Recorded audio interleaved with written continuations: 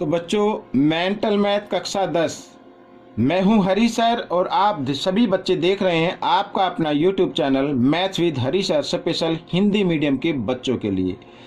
मुझे पता चला कि कुछ बच्चे जो होते हैं ना, वो बिना सब्सक्राइब किए ही चैनल देखते हैं। बच्चों, ऐसा ना करें, क्योंकि हम आप सभी बच्चों के लिए रात को जागकर दिन में समय निकाल कर वीडियो बनाते हैं। तो इतना तो फर्ज आपका बनता ही है कि मेरे चैनल को सब्सक्राइब जरूर कर दें। ठीक है, आइए करना शुरू करते हैं। अब यहाँ पर प्रश्न नंबर 46, जैसा कि मैंने आपको बताया था पिछली वीडियो में, ठीक है, तो ये हम 5 प्रश्न अभी करेंगे। क्या कहा, यदि संख्या यहाँ पर दिया हुआ है 5m जमा 1, 5m जमा 3, 5m जमा 4 को 5 से भाग दिया जाए तो शेष फल r एक प्राकृत संख्या है। r क्या, एक प्राकृत संख्या, तो r का संभव मान बताना है। यानी सीधे शब्दों में कहूं तो आपको शेषफल बताना कि कितना होगा अगर इसको 5 से भाग कर दिया जाए तो बच्चों, आपको यहाँ पर देखो ये दिया हुआ है, यहाँ पर 5m जमा 1 इस तरीके से, ठीक है, 5m जमा 3 ये दिया हुआ है, और दिया हुआ 5m जमा 4। अब m की जगह m बराबर आप 1 ले लें, ठीक है, तो यहाँ पर 5 गुणा 1 जमा 1 इस तरीके से लिख सकते हैं, 5 गुणा 1 जमा 3 लिख सकते हैं ऐसे, और 5 गुणा 1 जमा 4 लिख सकते हैं ऐसे, ठीक है। 5 एकम 5 और 1 6, ये 6 आ गया, गुणा का निशान लगा देते क्योंकि ब्रैकेट के बीच में कोई निशान नहीं तो गुणा। 5 एकम 5 और 3 8 गुणा, 5 एकम 5 और 4 9, ये आ गया। अगर इसको 5 से भाग दिया जाए तो शेषफल बताना है। आइए करते हैं। 9 8 72, 72 को 6 से गुणा कर दीजिए, 6 दूनी क्यों 6 ना, 6 दूनी 12 का 2 का 8 6 7 42 43, यानी कि 432 को आपको कर देना है 5 से भाग, तो शेषफल पता लग जाए कितना आएगा। 5 8 40, 3 2 5 6 30, ठीक है, यहाँ पर बच गया 2, तो शेषफल कितना आ रहा है, 2 आ रहा है, तो यही आपका आंसर होगा बच्चों। शेषफल, संभव शेषफल क्या होगा, 2 होगा। ये प्रश्न आपका हल हो गया। अगला प्रश्न क्या कहता है, देखो प्रश्न नंबर 47, वह सबसे छोटा धनात्मक पूर्णांक क्या होगा। सबसे छोटा धनात्मक पूर्णांक बताना जमा का, जो पहली 5 प्राकृत संख्याओं से भाग होता हो। यानी पहली 5 प्राकृत संख्याएं, और पहली 5 प्राकृत संख्याएं क्या होती हैं, 1 2 3 4 5 प्राकृत संख्याएं 1 से शुरू होती हैं, इनसे भाग होना चाहिए। और ऐसा नंबर कब आता है, जब हम इन 5 संख्याओं का लघुत्तम समावर्तक निकालेंगे, तभी तो आएगा। तो निकाल लेते हैं लघुत्तम समावर्तक। 1 2 3 4 5 का लघुत्तम समावर्तक 2 से करते हैं। 1 यूं कहीं 2 एकम 2, 3 यूं कहीं 2 दूनी 4, और 5 यूं कहीं। अब नीचे सभी देखो, नीचे क्या आ गई, अभाज्य संख्या आ रही है, ठीक है, कोई नंबर ऐसा नहीं जो दो बार रिपीट हो रहा हो। अब क्या करना है आपको, यहीं पे गुणा कर देना है। 5 दूनी 10, 10 तिया 30, 30 दूनी 60, 60 नंबर आ गया। अब ये जो 60 है, ये 1 से 2 से 3 से 4 से 5 से भाग हो जाएगा, तो ये आपका आंसर बन गया। हो गया प्रश्न हल। आइए करते हैं अगला। अगला प्रश्न क्या कहता है, देखो यहाँ पर देखो अगला प्रश्न क्या कहता है, प्रश्न नंबर 48, ये देखो, यदि महत्तम समावर्तक ए बी, ये संख्याएं हैं, बराबर 29 हो, जहां ए बी की वैल्यू 29 से बड़ी है, और लघुत्तम समावर्तक 4147 है, तो ए घटा बी का मान बताना है। ठीक है, यहाँ पर ए घटा बी का मान बताना है। कैसे करना है, आइए करना शुरू करते हैं। अब बच्चों देखो, यहाँ पर जो नंबर दिया हुआ है वो नंबर है ए और बी, ये कोई संख्याएं हैं, इनका महत्तम समावर्तक आता है 29, ठीक है। और मैंने ये आपको बताया है, अगर किन्हीं 2 संख्याओं का महत्तम समावर्तक दिया हुआ है और वो संख्याएं रेशो में दी हुई है, अनुपात में दी हुई हैं, तो उस महत्तम समावर्तक से उन संख्याओं को गुणा कर दीजिए तो आपकी संख्याएं आ जाती है।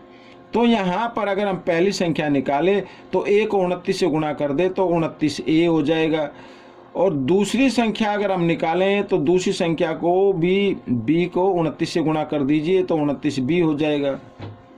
ठीक है, अब ये आपके सामने आ गया। अब फॉर्मूला आपको पता ही है,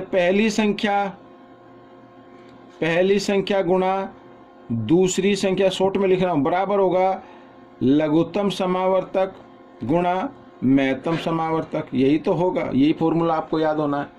पहली संख्या 29A गुणा 29B और लघुत्तम कितना है यहाँ पर 4100, ये देख लेते हैं कितना दिया हुआ है।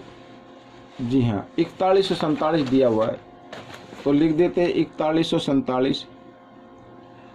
और महत्तम समावर्तक तो 29 है ही। 29 से 29 कट गया बच्चों, 29 से इसको भाग दे देते हैं, 143 आ जाएगा। ठीक है, अब ए बी का मान 143 आ गया। अब ये गुणा के रूप में गुणनखंड मान लीजिए ए गुणा बी, तो इसको 143 को हम कैसे लिख सकते हैं, या करके, या इसको लिख सकते हैं 1 गुणा 143 लिख सकते हैं नहीं। लेकिन अगर घटाएंगे तो यहाँ पर ये मान तो नहीं आएगा, ठीक है ना। इसमें ए का मान क्या दिया हुआ है, ग्रेटर दिया हुआ है, ए में से घटाया गया है, या बी में से, ये तो नहीं है। बी का भी मान बड़ा हो सकता है, ए का भी हो सकता है, ठीक है। तो दूसरे गुणनखंड हम निकाल लेते हैं। 143 के गुणनखंड निकालेंगे तो 11 गुणा 13 आ जाएगा। अब संख्याएं निकालो, पहले संख्याएं क्या होती हैं भाई, ये तो नहीं हम ले सकते ना। संख्याएं जो दिया हुआ है कि ए बी का जो मान होगा ना वो 29 से बड़ा होगा। अगर मान लीजिए हम 1 से गुणा कर दें तो 1 से गुणा करने पर तो 1 ए ही आएगा ना, जो 29 से छोटा होगा। आइए अब हम करते हैं यहाँ पर 11 और 13। अब ए यहाँ पर हमने लिए थी पहली संख्या 29 ए और ये 29 बी, ठीक है ना। तो 29 को हम करते हैं 11 से गुणा और दूसरे 29 को करते हैं हम 13 से गुणा, ये जो आया है। तो 11 निम 99 हासिल 9, 11 दूनी 22 और 9 31, ये आ गई। 13 से 13 निम 117 हासिल, यहाँ पर 11 आ जाएगा। 13 दूनी 26 और 11 37, ये आ गया, ठीक है। अब हमें ये मान लो ये ए है, ये बी है। अब हमें मान निकालना है, ये देखो ये ए घटा बी इस तरीके से। तो ए यहाँ पर 319 घटा और 377 इस तरीके से रखना है। 377 में से 319 घटा दो, यहीं पे घटा लेते हैं। 17 में से 9 गए 8, यहाँ पे रह गया 6 में से गया 5, बड़े नंबर के सामने घटा का निशान है, ये आ गया। अब जब हम इस घटा 58 को यहाँ पर इस ब्रैकेट से बाहर निकालेंगे तो जमा का 58 हो जाएगा बच्चों, ये आपका उत्तर बन गया, ठीक है। इस तरीके से ये प्रश्न आपका हल हो गया। अगला प्रश्न करते हैं। अगला प्रश्न क्या कहता है, प्रश्न नंबर 49। देखो, जब a बराबर b क्यू जमा r हो तो a घटा r के संभव गुणनखंड बताने हैं। अब बिल्कुल ये भी आसान है बच्चों, मैं आपको बताता हूँ, एक मिनट, ये देखो इससे बताता हूँ मैं। अब मैं आपको एग्जाम्पल देता हूँ। देखो, मान लीजिए ये 9 है, 9 को हम 2 से भाग करते हैं, 2 चौक 8 और यहाँ पर आगे शेषफल 1। अब ये 9 कैसे आता है, जब 2 को 4 से गुणा करते हैं और उसमें एक शेषफल को जमा कर देते हैं, यही तो आता है। और ये नंबर, अब मैं आपको दिखाता हूँ, ये नंबर हमें कुछ दिया हुआ है इस फॉर्म में, a बराबर, सॉरी यहाँ पर ये देखो, a बराबर b क्यू, ठीक है, जमा r, ये दिया हुआ है। तो हमें ये a घटा r के संभव गुणनखंड बताने हैं। अब a तो ये है 9। अब देखो यहाँ पर मैं आपको बताता हूँ, अगर 9 में से हम ये r को घटा किया गया है, r क्या है, ये 1 को घटा दे तो कितना आता है बच्चों, 8 आता है। 8 का मतलब यानी इस 1 को हम इधर ले आए तो ये घटा का हो गया, नहीं यहाँ क्या बचा, 2 गुणा 4, 2 गुणा 4 का मतलब b क्यू, ठीक है। तो अगर a घटा 4 के संभव गुणनखंड निकालने हैं तो b एंड क्यू होगा, ठीक है ना। जैसे इसमें 9 घटा 1 का अगर हमें मान निकाला तो 2 गुणा 4 हो गए, यानी 2 और 4 हो गए गुणनखंड, तो इसी प्रकार इसमें b और क्यू होंगे, ठीक है। तो ये प्रश्न आपका हल हो गया। आइए करते हैं आखिरी प्रश्न नंबर 50 क्या कहता है? यदि घटा 1 की घात 9 n जमा घटा 1 की घात 8n बराबर 0 हो तो n का न्यूनतम मान क्या होगा? अब बच्चों आपको एक चीज देनी है, यहाँ पर जो आधार दिया हुआ है वो 1 दिया हुआ है, घटा 1। अब घटा 1 में मैं आपको बताता हूँ, यहाँ पर ये जमा घटा 1 और यहाँ पर 8n। घटा 1 जब आधार घटा में हो और खासकर 1 हो तो घातों को हमें देखना है वो सम है या विषम है। अगर यहाँ पर घात आती है सम तो आपका आंसर आएगा जमा में, धनात्मक में आएगा, और घात आती है विषम तो आपका जो उत्तर आएगा वो आएगा घटा में। ठीक है ना? इस तरीके से अगर यहाँ पर मान लीजिए ये n है और यहाँ पर ये 8, ये जमा का है, जमा का नहीं, सम संख्या है। ठीक है, ये क्या है? सम संख्या। अब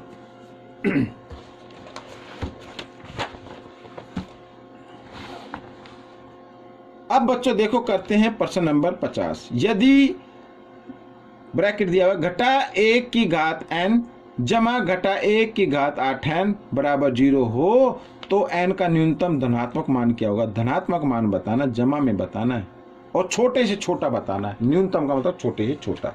अब देखो बच्चों, यहाँ पर मैं आपको बताता हूँ। अब देखो, घटा 1 की घात क्या है? n जमा घटा 1 की घात क्या है? 8n। तो छोटे से छोटा मान बताना है। अब आधार दिए हुए घटा में और वो भी है 1।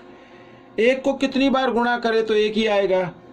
घटा जमा का सिर्फ फर्क रहेगा। अगर घात विषम संख्या है तो घटा में 1 आएगा और घात सम संख्या है तो जमा में 1 आएगा। अगर अब यहाँ पे मान लो, अब इनको हल करने पर क्या आता है? 0 आता है, ये भी दिया हुआ है। इसका मतलब 1 घटा का होगा और 1 जमा का होगा, तभी तो घटा जमा घटा 0 आएगा।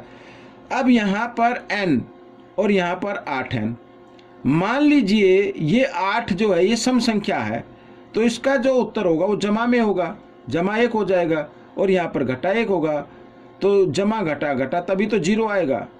अब रहा कि n कहाँ गया? तो इसका मतलब n को n बराबर अगर हम 1 ले लें तो यहाँ पर वैल्यू में कोई फर्क नहीं पड़ेगा। कैसे? देखो, घटा 1 की घात 1 जमा घटा 1 की घात 8 और 8n लिखा हुआ ना, 8n का मतलब होता है 8 गुना n, और n का मान हमने कितना लिया? 1। तो घटा 1 को 1 बार गुणा करें तो घटा 1 आएगा, और यहाँ पर जमा का निशान है। घटा 1 को जब हम 8 एकम 8 होता ना, पावर क्या है? घात क्या है? सम संख्या है, और घात जब सम संख्या होती है तो आधार जमा में बन जाता है, जमा में हो गया। घटा 1 को 8 बार गुणा करेंगे जमा 1 आएगा, और जमा घटा घटा तो ये आ गया। तो n का संभव मान, न्यूनतम मान क्या होगा? 1 होगा बच्चों। तो ये आपका प्रश्न हल हो गया। तो इस तरीके से ये चैप्टर, ये अध्याय पूरा हो चुका है। आपको वीडियो अच्छी लगी तो इसे लाइक और शेयर करना बिल्कुल ना भूलें। चैनल को जरूर सब्सक्राइब कर दें। मिलेंगे एक अगले अध्याय में, तब तक के लिए धन्यवाद।